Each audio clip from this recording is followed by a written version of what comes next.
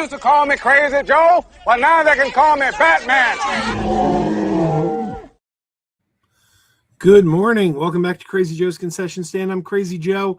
Another movie review for you today. Unfortunately, I did not do the in-theater portion. Usually I show you which theater I saw it in. You see me go, you walk to the auditorium. I know some people really like to see that in auditorium stuff. So I try to give it to you because I know that a lot of people like that. But this was a date night. I was out with my wife and I just didn't have an opportunity. I'm not going to turn the cameras on when I'm with her.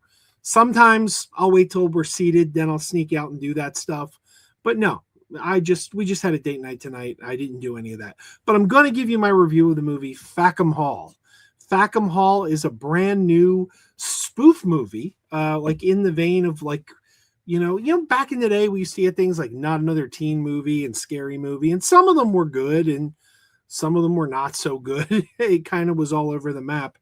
But this is one of those kind of films, but it's parodying the English period pieces along the lines of a Downton Abbey or a Bridgerton, something like that. My wife is a big fan of those kinds of movies. She really likes Downton Abbey. She likes Bridgerton. That's her thing. Not really my jam, but she digs it. And I saw the trailer, and there were some good laughs in the trailer, so I thought, hey, let's check this out. So it is that style, like a scary movie or a Not Another Teen Movie. It's that kind of style of humor, the kind of humor that was originally done by the Zaz team, Abraham Zucker with Airplane, Police Squad, and others have tried to copy it. No one has really gotten the formula down the way they do it. Like they do it, nobody does it like they do it. And the same is the case here. Fackham Hall has some laughs, but it's not to the level of an Airplane or a Naked Gun. It's better than something like Meet the Spartans or Wrongfully Accused with Leslie Nielsen, and there were a lot of terrible ones in the late 90s and the early 2000s. Meet the Spartans was awful. Date Night was awful. Epic Movie was awful. We got a string of terrible parody satire films. This is better than a lot of them, but it's not to the level of what you're going to get from the Zaz team. This is directed by Jim O'Hanlon, and I don't know Jim O'Hanlon. I'm not terribly familiar with him, but it stars Ben Radcliffe, who looks very familiar. He's one of those guys, you look at him and you're like, I know him from somewhere. Then you read his credits and you go, maybe I don't know him from anywhere. I haven't seen any of the things he's been in, but there's something about him where he looks really familiar. It also stars Thomasin McKenzie, who starred in Last Night in Soho by Edgar Wright. Pretty good movie. And Catherine Waterston, who is from the Fantastic Beast movies. So there's some familiar faces in here. Oh, and Tom Felton from Harry Potter. Draco Malfoy himself, who's currently starring in Harry Potter and the Cursed Child on Broadway. For those who are interested, he's playing Draco Malfoy on Broadway. So, yeah, the laughs are, this is a comedy. Ultimately, it's going to come down to the laughs. So here's the plot is you have a pickpocket who is sent to deliver a letter to Fackham Hall. And when he gets to Fackham Hall, a really rich family lives there, and they need one of their daughters to marry a cousin so that Fackham Hall will stay in the family because all their sons died, and they're going to lose the hall if there's not a marriage within the family. So they need her to marry an heir, and Tom Felton is the heir, but she falls in love with this pickpocket who's there to deliver a message, but she can't be with him because he's not an heir to Fackham Hall. He's of a different class than her. She's, upper crust, and he's just, the messenger guy there to deliver a message, and he ends up becoming a servant. That's your basic premise. There's a murder mystery in there. There's like a Hercule Poirot type character who comes in, somebody gets killed, and there's a murder mystery aspect to it. It's very silly stuff. A lot of sight gags, a lot of plays on words. I mean, just the title, Fackham Hall. I mean, do you get it? Do you get it? If you don't, I don't know what to tell you.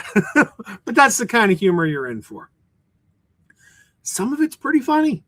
There's some big laughs in this movie.